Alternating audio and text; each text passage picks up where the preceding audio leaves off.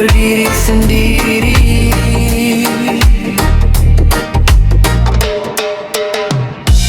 Langkah kecil tinggalkan rumah,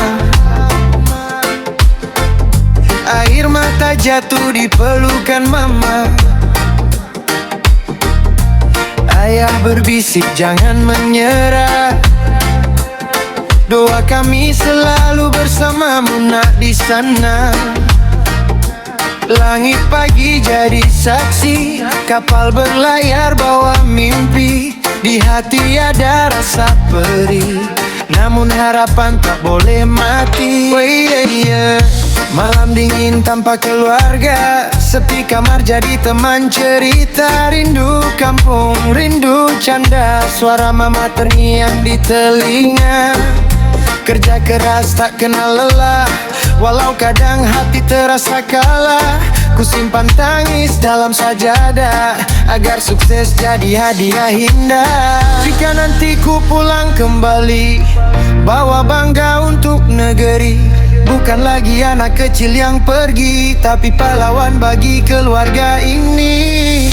Rantau ajarkan ku arti hidup, tentang sabar dan rasa cukup. Walau jatuh berkali-kali, ku bangkit demi mereka di kampung nanti. Aku anak rantau, berjuang jauh dari rumah, menahan rindu yang pilu demi masa depan yang indah.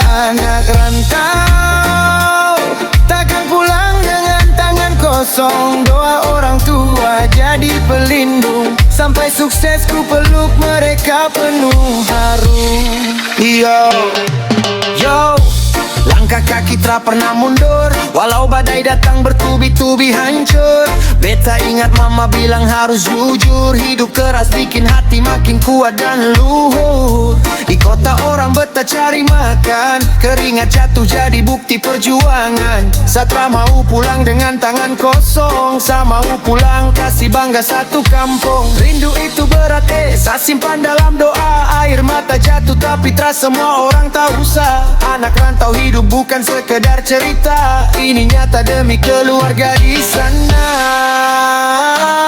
Aku anak rantau, takkan menyerah walau lelah. Selama doa masih menyertai, ku yakin Tuhan buka jalan indah.